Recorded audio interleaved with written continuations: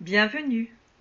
Aujourd'hui, je veux vous parler d'un sujet très particulier dont sincèrement je n'ai jamais entendu parler auparavant.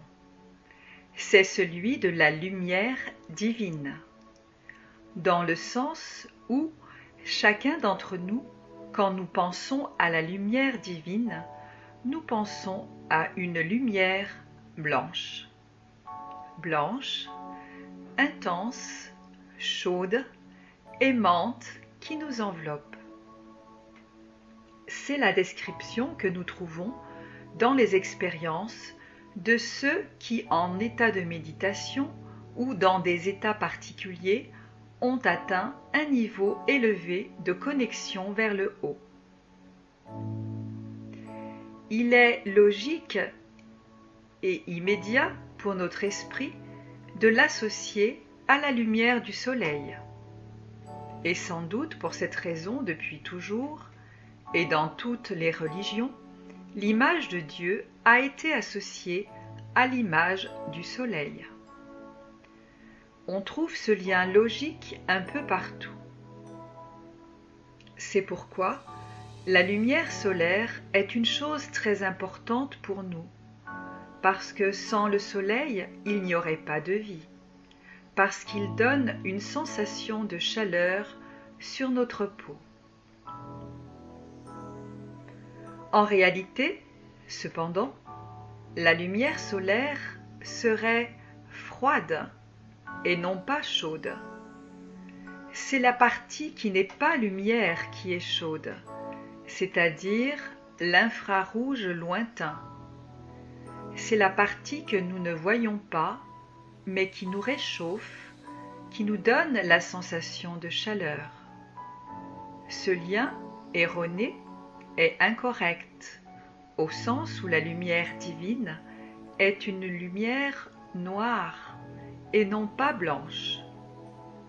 Mais attention, j'ai dit lumière noire, je n'ai pas dit obscurité. Il y a une énorme différence entre ces deux concepts. L'obscurité est l'absence de lumière. Alors nous sommes dans le noir, dans une pièce, quand il n'y a pas de lumière. Il n'y a aucun rayonnement. Et donc, à ce moment-là, nos yeux perçoivent l'obscurité. L'obscurité signifie absence.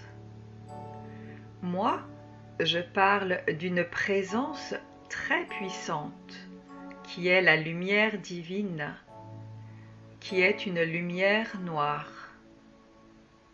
Cette notion de lumière noire, je ne l'ai trouvée nulle part. Je vous cite une expérience.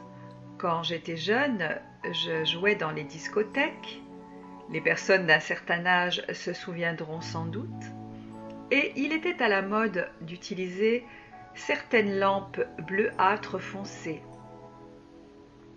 Toutes les lumières étaient éteintes et il n'y avait que ces lampes qui en fait n'éclairaient pas la pièce, mais qui rendaient luminescent tout ce qui était blanc.